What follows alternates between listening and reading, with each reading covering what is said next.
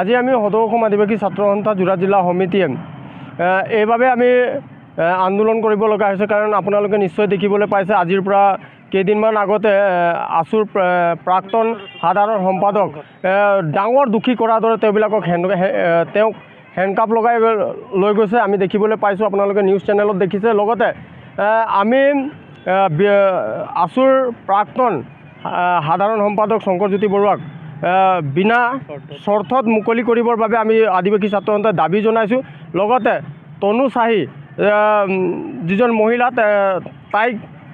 গ্ৰেপ্তাৰ কৰিবলৈ আমি আদিবাসী ছাত্ৰ সন্থাই দাবী জনাইছোঁ লগতে মই ইয়াৰ পৰাই মই আহ্বান জনাব বিচাৰিছোঁ যে কিছুমান একাংশ ব্যক্তিয়ে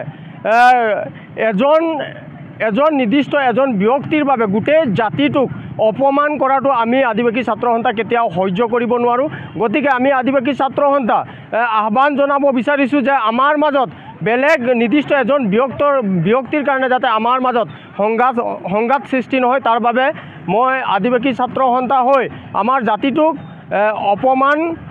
নকৰিবৰ বাবে আহ্বান জনাইছোঁ। সিদিনাখন সদৌ অসম ছাত্ৰ সন্থাৰ প্ৰাক্তন সম্পাদক শংকৰজ্যোতি বৰুৱাক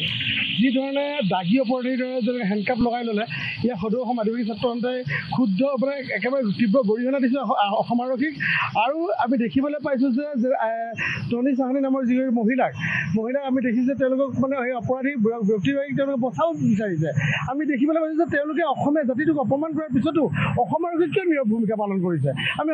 অতিকৈ মানে হতবাক হৈছোঁ এই কথাটোত লৈ পিনে আৰু ক্ষুব্ধ হৈছে আচলতে আমি সদৌ অসম আদিবাসী ছাত্ৰলৈ এক তীব্ৰ গৰিহণা দিছোঁ আৰু এটা কথা কওঁ যে এই যি ঘটনা ঘটিছে এই ঘটনাটো লৈ পিনে যিটো আমি দেখিবলৈ পাইছোঁ যে এজন বিধায়কক কেন্দ্ৰ কৰি আমাৰ জাতিটোক কিছুমান ব্যক্তি অপমান কৰিছে এই অপমানসূচক ব্যক্তি মানে এনেকৈ বক্তব্য প্ৰদান নকৰিবৰ কাৰণে আমি এই মঞ্চৰ পৰা আমি আচলতে আপোনালোকৰ এই চেনেলৰ পৰা আমি আচলতে তেওঁলোকক আহ্বান জনাইছোঁ যাতে আমাৰ মাজত জাতিগত সংঘৰ্ষণ হয় আৰু দুখী ব্যক্তিসকলে যাতে পলাই